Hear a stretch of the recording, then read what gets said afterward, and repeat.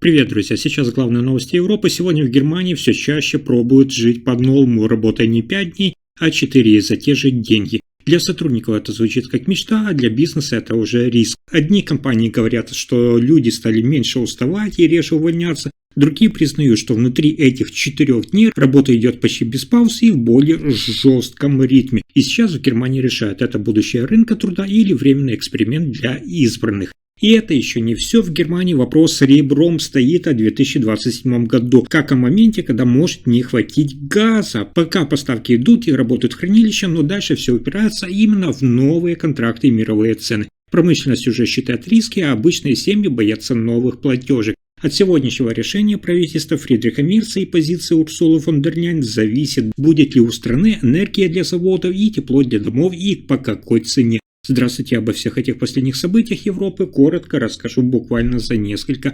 минут.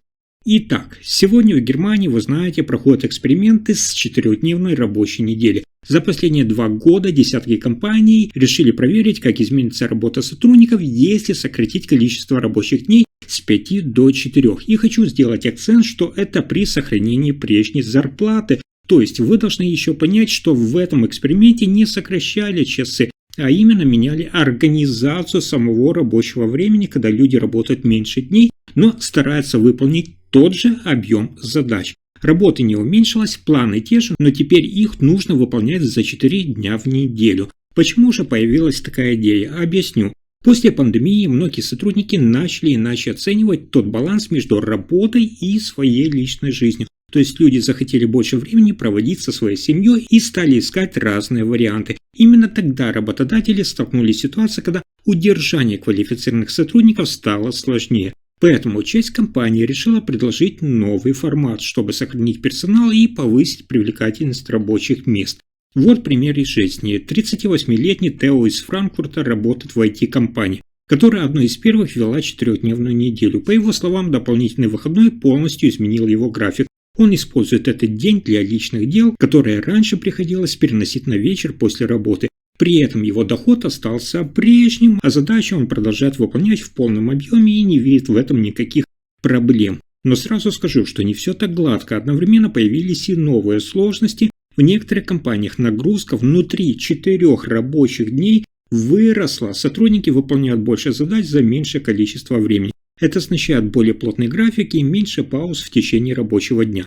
Пожалуйста, еще пример. 44-летняя Матильда из Гамбурга работает в маркетинговом агентстве. После перехода на новый график она получила дополнительный выходной, но призналась, что рабочие дни стали более интенсивнее. По ее словам, количество встреч и задач осталось прежним, и иногда приходится работать в более высоком темпе, чтобы все успеть. Сейчас в Германии работодатели внимательно анализируют эти результаты. В ряде компаний отмечают, что сотрудники стали реже брать больничный и даже реже увольняются. Это особенно важно в условиях нехватки квалифицированных кадров, которые ощущаются, вы знаете, во многих регионах Германии. Кроме этого, федеральное правительство во главе с канцлером Фридрихом Мерцем обсуждает новые реформы и будущее рынка труда и, возможно, изменение условий занятости.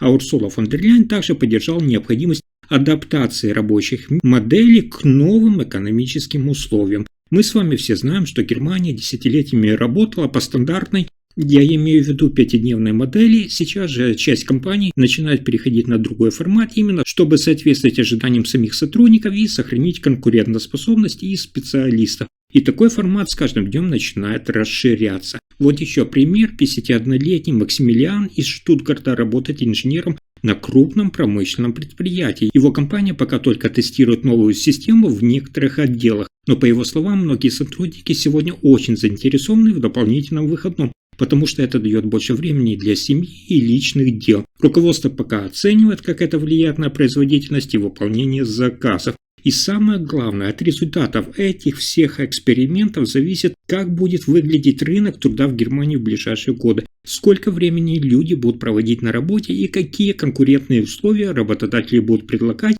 своим сотрудникам.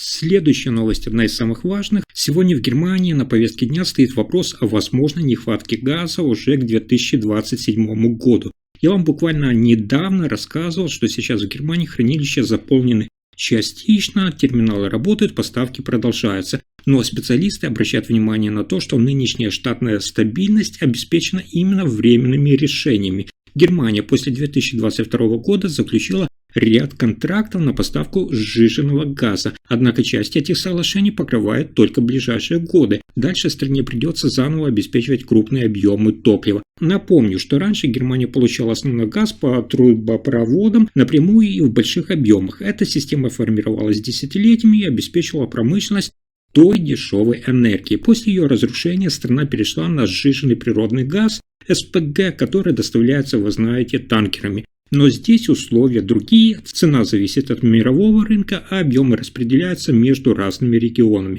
Пример. 49-летний Йорк из Ливеркузена работает на химическом предприятии. Он рассказывает, что руководство сегодня в растерянности и уже обсуждает возросшие расходы на энергию на несколько лет вперед, потому что у них производство напрямую зависит от газа, и любое увеличение стоимости влияет на загрузку завода.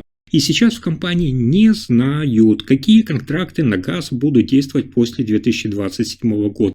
Мы с вами должны понимать еще одну важную деталь. Германия сегодня конкурирует за газ с другими странами, особенно активно закупают страны Азии. Они готовы платить больше, чтобы обеспечить свою промышленность и энергетику. Это означает, что европейским странам приходится бороться за поставки на тех же условиях.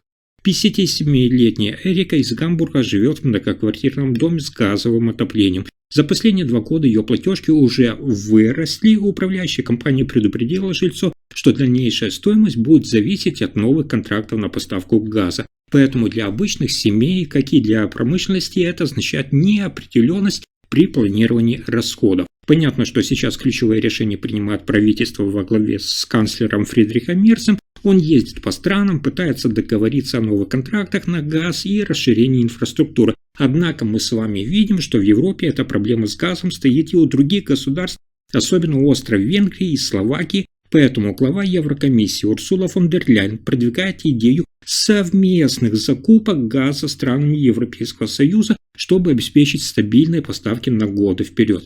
Кстати, исторически Германия уже сталкивалась с энергетическими кризисами. В 1970-х тогда нефтяной кризис заставил страну срочно менять энергетическую стратегию. Были вложены огромные средства в новые источники энергии и инфраструктуру. Сегодня мы видим, что ситуация повторяется, но теперь зависимость связана с мировым рынком газа. Ну и еще один пример, чтобы показать, что волнение в бизнесе уже у многих. 42-летний Маркус из Дортмунда владеет небольшой металлообрабатывающей фирмой. Он говорит, что цена газа влияет напрямую на стоимость производства и конкурентоспособность. Если у них расходы растут, немецкие предприятия проигрывают компаниям из стран с более дешевой энергией, а соответственно бизнес теряет прибыль. Таким образом, 2027 год уже рассматривается как критический момент. К этому времени станет понятно, сможет ли Германия гарантировать себе достаточные объемы газа. На этом пока все. Спасибо за просмотр.